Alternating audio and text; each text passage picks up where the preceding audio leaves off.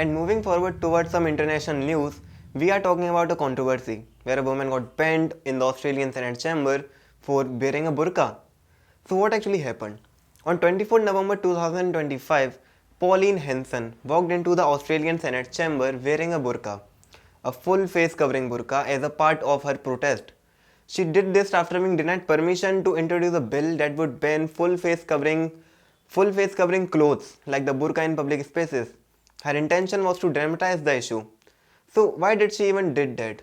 Now, Hansen believes and her party also believes that full face coverings pose national security risks, obstruct identification and are incompatible with Australian values. She says that if bans exist in other countries, then Australia should also consider one.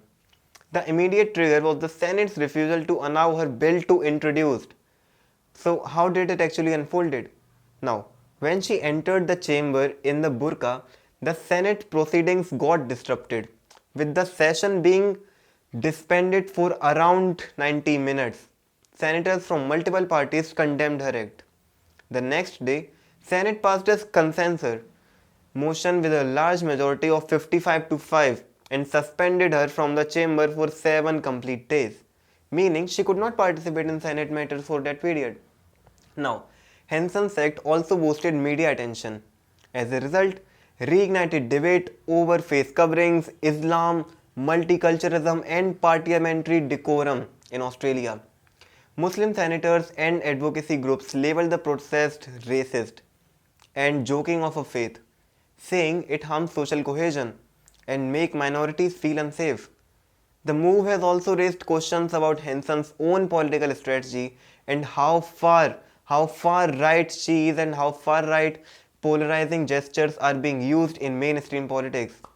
And why is this concerning? Because see, at its core, it is not just about a piece of clothing.